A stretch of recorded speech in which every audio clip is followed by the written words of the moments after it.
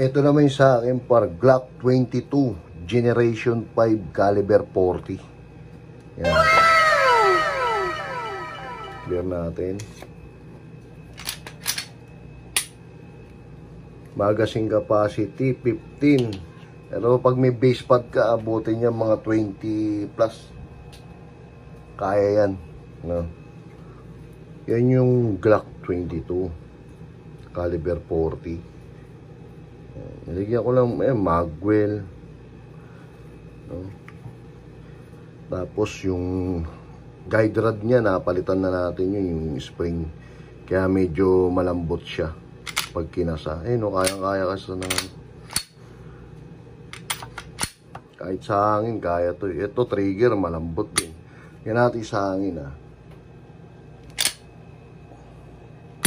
basta. Okay na.